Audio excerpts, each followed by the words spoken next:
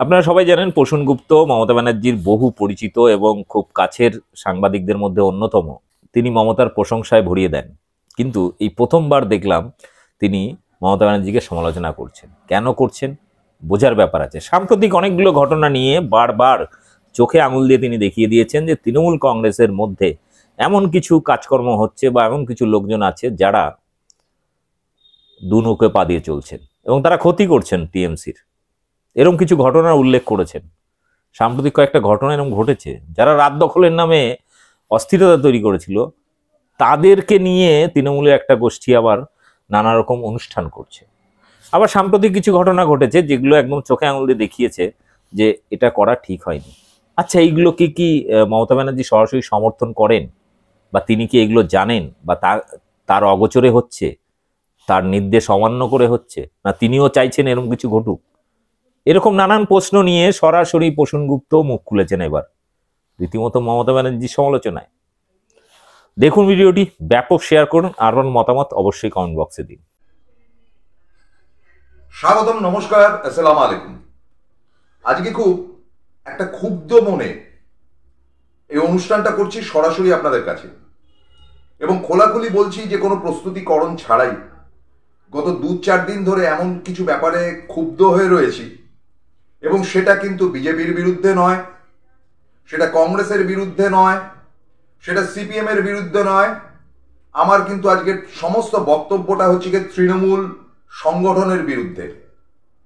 কারণ আমরা জানি যে কিছুদিন আগে অবধিও সমস্ত টিভি চ্যানেল থেকে শুরু করে আমরাও বলেছি, দলের প্রথম এবং শেষ কথা মমতা বন্দ্যোপাধ্যায়, তিনি নিজেও বলেছেন আমি সব দেখব। আমি মমতা বন্দ্যোপাধ্যায়কে দোষী করে কোনো কিছু বলছি না, তার প্রতি শ্রদ্ধা রাখছি, কিন্তু কিছু ঘটনা আপনাদের সামনে তুলে ধরছি। বিচার কিন্তু আজকে জনগণ করবেন, সেই আশা এবং দাবি রেখে অনুষ্ঠান করছি। একবার ভেবে দেখুন, তৃণমূল এই শীর্ষক নাম দিয়ে, কিংবা এমনটাও হতে পারে এ কোন তৃণমূল, এটাও হতে পারে এ কোন তৃণমূল, এটা হলে আরো ভালো হয়। দেখুন, আপনাদেরকে বলি যে আমার এলাকা নিয়ে আমি বলছি। আমি কলকাতার লাগোয়া বাসিন্দা, দক্ষিণ দমদম পুরসভার 28 নম্বর ওয়ার্ড তার বাসিন্দা। আপনারা জানেন যে এই যে রাত দখল হয়েছিল, এবং রাত দখল 15ই অগাস্ট, যেটা নিয়ে আমরা বারবার অনুষ্ঠান করেছি, যারা বেরিয়েছিলেন তারা নিরপেক্ষ, যে হ্যাঁ একটা ঘটনা ঘটেছে, একটা ধর্ষণ হয়েছে, নির্যাতিতা, এটা ঠিক নয়, ইত্যাদি ইত্যাদি।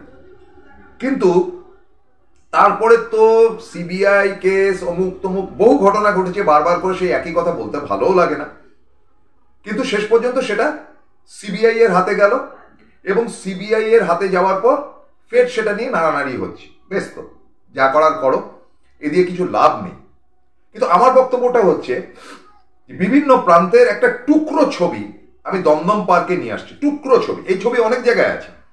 টুকরো ছবি বললে আপনারা বুঝতে পারবেন। আমি এটা বিচার চাইছি, বিচার চাইছি সাধারণ জনগণের কাছে, যারা তৃণমূল করেন অবশ্যই, এবং বিচার চাইছি স্বয়ং মুখ্যমন্ত্রী মাননীয় মমতা বন্দ্যোপাধ্যায়ের কাছে, তার দৃষ্টিকোণ দিচ্ছি, আকর্ষণ করাচ্ছি। এবং আমি বিচার চাইছি দলের মুখপাত্র যারা রয়েছেন বা কুণাল ঘোষের কাছে। ধরে নিন কি হয়েছিল, রাত দখল। রাত দখলটা কিন্তু 15ই অগস্টের নাম ছিল না, 15ই অগস্ট ভোর রাত্রে, সেটা ছিল প্রতিবাদ। ধীরে ধীরে সেটা রাত দখল হলো। কারা তার দায়িত্ব নিল? মূলত সিপিএম। চেষ্টা করলো, বিজেপি পাত্তা পেল না, এবং সিপিএম এর সঙ্গে কিছু নকশাল, এসইউসি এবং বিভিন্ন প্রান্তে ছড়িয়ে থাকা তৃণমূলের উপর বিক্ষুব্ধ কিছু মানুষ, তারা সিপিএম এর সঙ্গে হাত মিলিয়ে এই রাত দখলের কাজ করলো, যেখানে কিন্তু সঞ্জয় রায়ের সম্বন্ধে উচ্চবাচ্য কিচ্ছু ছিল না। তাদের বক্তব্য কি ছিল? সরাসরি দফা এক, দাবি এক, মমতা বন্দ্যোপাধ্যায়ের পদত্যাগ, তাই তো? এবং সেটাকে তারা ছড়িয়ে দিল অ্যাজ ইফ কোনো রেপ হয়নি, কিচ্ছু হয়নি, বা রেপ হয়েছে, সব হয়েছে, সমস্তটা দায় এবং দায়িত্ব মমতা বন্দ্যোপাধ্যায়। পুলিশ বা যারা অ্যারেস্ট হয়েছে তারা কোনো ঘটনা না, কোনোভাবে মমতা বন্দ্যোপাধ্যায়কে অ্যারেস্ট করতে হবে, বা মমতা বন্দ্যোপাধ্যায় দায়ী, এটাকেই তারা, বা তাকে গদিচ্যুত করতে হবে, এটাই ছিল তাদের দাবি। দেখুন, দাবি দাবা থাকতেই পারে, দাবি দাবা কথাবার্তা নানান রকম হতেই পারে, সেটাকে আমি আমল দিচ্ছি না, সেটা রাজনৈতিক ব্যাপার স্যাপার। কিন্তু আমার বক্তব্যটা হচ্ছে যে এই ঘটনার মধ্যে যারা মানে পান্ডি ছিলেন, পান্ডা না পান্ডি, আমি তো ডাক্তারদের কথা ছেড়ে দিচ্ছি, যে ডাক্তারদের মধ্যে আমি অনেককে দেখলাম, এবং এই একই সাথে আমি এমনটাও দেখলাম যে এই যে সুদীপ্তা চক্রবর্তী, সুদীপ্তা চক্রবর্তী, তিনি ফিল্ম ফেস্টিভ্যাল থেকে পুরস্কৃত হলেন, হতেই পারেন ভালো অভিনেত্রী। কি বলেছিলেন সুদীপ্তা চক্রবর্তী? তিনি বলেছিলেন যে আমরা ধীরে ধীরে এটার ইয়েটাকে বাড়াবো, আন্দোলনটাকে বাড়াবো, এবং আন্দোলনটাকে বাড়িয়ে মমতা বন্দ্যোপাধ্যায় যতদিন না গদি থেকে সরাতে পারছি ততদিন, এটা বলেছিলেন পরিষ্কার। আপনারা জানেন তাকে পুরস্কৃত করলো কে? পশ্চিমবঙ্গ সরকারের ফিল্ম ডিভিশন, মানে ওই যারা চলচ্চিত্র উৎসব করলেন। ওকে, পার্ট 1। পার্ট 2, কিঞ্জল, যে সবচাইতে তেড়াবেড়া কথাবার্তা বলেছিল এবং যার শ্বশুরকে নিয়ে বিতর্ক, তা সত্ত্বেও সে লড়ে গিয়েছিল প্রথম থেকে শেষ অবধি, তাকেও দেখলাম পুরস্কার নিতে। আমার মনে হয় যারা গুণী তাদেরকে পুরস্কার দেওয়া উচিত, কিন্তু আমার প্রশ্ন এখানে যে এরাই কি শেষ গুণী বা এরাই কি শেষ কথা? এবং এটাই যদি হয়ে থাকে তাহলে আমার বক্তব্যটা হচ্ছে যে এই ভূভারতে চলচ্চিত্রের কি আর পুরস্কার পাওয়ার মতন কেউ ছিল না? বেশ, আপনারা যেটা ভালো বুঝেছেন করেছেন, কিন্তু আমাদের কাছে কি বার্তা গেল? যে তৃণমূল কর্মীরা, যে ডিজিটাল ওয়ার্ল্ড বা সোশ্যাল নেটওয়ার্কের কর্মীরা যারা পথে নেমে আন্দোলন করে তৃণমূলের হয়ে, যারা বুথে বসে, যারা লড়াই করেছে, দিদিকে পাগলের মতন ভালোবাসে, কি বার্তাটা গেল তাদের কাছে? প্রশ্নের উত্তর দিতে পারবেন? দ্বিতীয় ব্যাপার বলছি, আমি দমদম পার্কের আসপেক্টে বলছি। দমদম পার্কে এক ঝাঁক মানুষ, তারা প্রত্যেকে সিপিএম, হঠাৎ রাতারাতি তারা গুটিয়ে ভেতরে ঢুকে গিয়েছিলেন। তারা এই রাত দখল করলেন এবং দমদম পার্ক শুধু না, বাগুইহাটি অবধি আন্দোলনটাকে ছড়িয়ে দিলেন এবং পথ অবরোধ করে যাচ্ছে তাই অবস্থা। সারা রাত ধরে তাণ্ডব তাদের দেখতে হলো, মোমবাতি জ্বালিয়ে। দফা 1 দাবি 1, মমতা বন্দ্যোপাধ্যায় পদত্যাগ, এই ছিল স্লোগান। তার মধ্যে বিক্ষুব্ধ তৃণমূল, কংগ্রেস, এলাকার কংগ্রেসীরা এবং সিপিএম তো ছিল, সিপিএম কে দোষ দিয়ে তো লাভ নেই, এবং বিজেপি একসাথে সম্মিলিত হয়ে দফা 1 দাবি 1, মমতা বন্দ্যোপাধ্যায়ের পদত্যাগ।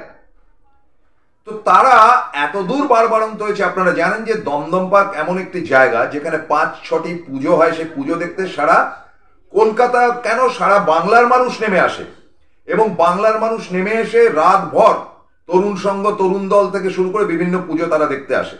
আপনারা কি জানেন যে এদের দলেরই অন্যতম এক পান্ডি তরুণ সংঘের পুজো বন্ধ করবার জন্য রাস্তা অবরোধ করে রেখেছিল ভোর রাত্রে, এবং সেখানে যখন বিচারকরা আসছিল সেই বিচারকদের গাড়ির সামনে তিনি প্রায় শুয়ে পড়েছিলেন রাস্তায়। তারপরে কি ঘটনা ঘটলো? আমি বলছি যে গণতান্ত্রিক অধিকার মানুষের আছে, পুজো বন্ধ করার অধিকার কারণ নেই। পুজোটা ধর্মীয় অনুষ্ঠান না, আজকে পুজোটা একটা উৎসব, সেখানে হিন্দু মুসলমানের কোনো ব্যাপার নেই। আমি দেখলাম সম্প্রতি যে তিনি প্রাথমিকভাবে কোণঠাসা হয়ে গেছেন। তৃণমূলের সব মহিলা যারা রয়েছেন এলাকাতে, তারা বলেন এটা খুব অন্যায় হয়েছে, ও আমাদের সঙ্গেই ছিল ইত্যাদি ইত্যাদি।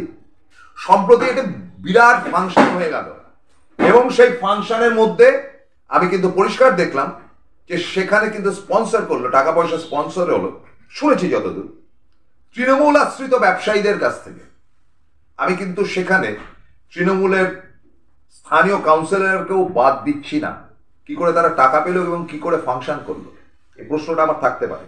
তাহলে আমি তাকে বারবার করে বলেছিলাম কাউন্সিলরকে যে দাবি 1, দফা 1, মমতা বন্দ্যোপাধ্যায়ের পদত্যাগ, এদেরকে যা খুশি করুক, এদেরকে যেন তৃণমূলের ধারে কাছে না দেখতে পাই, কারণ এরা তৃণমূলকে ক্ষতি করতে এসছে। কিন্তু তারাই এদেরকে দাপটে ঘুরে বেড়াচ্ছে। আর দুঃখের কথা শুনবেন, সেই দুঃখের কথাটা হচ্ছে যে এই দমদম পার্কের 75 বছর পূর্ণ হলো। এই 75 বছর পূর্ণ উৎসব কারা করছে জানেন? দমদম পার্কের কোঅপারেটিভ সোসাইটি। সেই কোঅপারেটিভ সোসাইটি কারা চালায় জানেন? সিপিএম এবং কংগ্রেসের একটা কম্বাইন্ড গ্রুপ, তার মধ্যে তৃণমূল কেউ নেই। কেন নেই? কেন তারা ভোটে লড়েন না? কেন ভোট হয় না এখানে? যুগের পর যুগ ভোট হয় না, এবং সেখানে তৃণমূলের কোনো প্রতিনিধি নেই। এবং বেদনার কথা কি জানেন? যে সেইখানে ওই তারাই রয়েছে যারা দফা 1 দাবি 1 করে তাণ্ডব করেছিল দমদম পার্কের বুকে। তারা ফাংশন করছে 75 বছর বয়সে। 75 বছর বয়স হয়েছে এই দমদম পার্ক রিফিউজি কলোনি, তার উৎসব করছে। অধম প্রসূন গুপ্ত, দিদির ঘনিষ্ঠ হোক আর যাই হোক, সাংবাদিক হিসাবে প্রতিষ্ঠা তো পেয়েছে, তার কাছে একটা নিমন্ত্রণ পত্র পর্যন্ত আসে না। দিদির জন্মদিনের কার্ড আমি পাই, দিদির নানান অনুষ্ঠানের আমন্ত্রণ পত্র পাই, স্থানীয় কাউন্সিলর উত্তর দিতে পারবেন বা স্থানীয় বক্তব্যরা উত্তর দিতে পারবেন যে কয়েক লক্ষ টাকা খরচা করে যে ফাংশন হচ্ছে তার উদ্যোগী কারা এবং কেন হচ্ছে এবং কেন এই ধরনের মানুষদের বাদ দেওয়া হচ্ছে? তৃণমূলের জমানাতে এটাও সহ্য করতে হবে? এই প্রশ্নটা রাখছি। আমার দ্বিতীয় পার্টটি আরো মারাত্মক। যখন আমি অনুষ্ঠানটি করছি তার কয়েক ঘন্টা বাদে এটা টেলিকাস্ট হবে, আমি শুনলাম যে শুক্রবার দিন একটা ক্যালকাটা ইউনিভার্সিটিতে বিদেশি ডেলিগেটস এসেছিল, তার মধ্যে বাংলাদেশের প্রতিনিধিরা ছিল এবং তাদের বিরুদ্ধে ব্যারাকিং হয়েছে। সে খবরটা হয়েছে, সব জায়গাতেই দেখানো হয়েছে। দাবি উঠেছে যা, তার মধ্যে নাকি টিএমসিপির ছেলে মেয়েরা ছিল। এই স্পর্ধা হয় কি করে টিএমসিপির ছেলে মেয়েদের? বাংলাদেশে কি ঘটনা ঘটছে বা না ঘটছে সেটা দেখার দায়িত্ব তো মমতা বন্দ্যোপাধ্যায় বলেছেন কেন্দ্রের। এবং বাংলাদেশের আমনাগরিক আমাদের শত্রু নয়, এবং বাংলাদেশে যে ঘটনা ঘটছে হিন্দুদের সঙ্গে তার অধিকাংশ মিথ্যা কথা প্রচার হচ্ছে বিভিন্ন টিভি চ্যানেলে বা বিভিন্ন খবরের কাগজে। যাই হোক না কেন, বাংলাদেশের অতিথি আমাদের দেশে এসছে, তারা আমাদের অতিথি। মমতা বন্দ্যোপাধ্যায় চিরকাল সমস্ত অতিথিকে সম্মান জানিয়েছেন। তাহলে একটা ছাত্র সংগঠন, আমি জানি না সত্যি কি মিথ্যে, এটা তদন্ত করে দেখতে বলা হোক, যে তাদের সেখানে উপস্থিত থেকে অসম্মান করার অধিকার আদৌ আছে কি বাংলাদেশিদের? এটা যদি পাকিস্তান হতো তাদেরকেও কিন্তু অসম্মান করার অধিকার আমাদের নেই।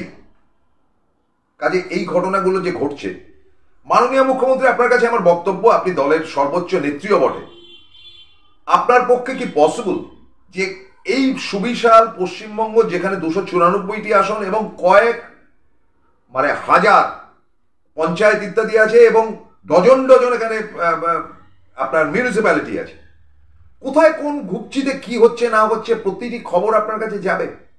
জেলা সভাপতি বলে কোনো বস্তু আছে? জেলা সম্পাদক বলে কোনো বস্তু আছে? শহর তৃণমূলের কোনো সম্পাদক আছে? তার ভূমিকা কি? কাজে এই অভিযোগটা করছি, আপনি হয়তো 250 কেন 275টি আসন পাবেন, কিন্তু ক্ষোভটা থেকেই যাচ্ছে। বুদ্ধবাবুর মধ্যে এই অহংকার এসেছিল এবং তিনি পাত্তাও দিতেন না কাউকে। সিপিএম এর মধ্যে এই অহংকার এসেছিল। অহংকার পতনের মূল হয়। এটা কিন্তু শুরুয়াত হতে পারে। আমি আজকেও বলছি যে আমার পরের এপিসোড আমি আবার মমতা বন্দ্যোপাধ্যায়ের সমর্থনে করব, ডেফিনেট করে করব, কিন্তু আমি বিচার চাইছি সাধারণ জনগণের কাছে যে দফা এক দাবি এক, মমতা বন্দ্যোপাধ্যায়ের পদত্যাগ বলে যারা কলকাতাকে বা পশ্চিমবঙ্গের শহরতলিকে স্তব্ধ করেছিল, আজ তারা দাপটে তৃণমূলের ছত্রছায়ার তলায় এসে নানান অনুষ্ঠানে যোগ দিচ্ছেন। কি করে সলিউশন হয়ে গেছে? দোষীরা সব ধরা পড়েছে? একজন নয় 10 জন রেপিস্ট ছিল, কিছুই হয়নি। তারা ধান্দাবাজি করেছে, নিজেদের নাম পাঠাতে গেছে। আজকে তৃণমূলের স্থানীয় লোকেরা বলছে বাবা আমার ভোটটা চলে যাবে, সুতরাং তাদেরকে অয়েলিং করার জন্য তাদেরকে স্থান দেওয়া হচ্ছে। ছি ছি ছি ছি, ধিক্কার ছাড়া আর বলার কিছু নেই। আমাকে মার্জনা করবেন, আমি প্রচন্ড সমালোচনা করলাম, কিন্তু করতে বাধ্য হলাম তৃণমূল দলের দৃষ্টিতে বিষয়টি আনার জন্য। আমাকে মার্জনা করবেন। নমস্কার, আদাব।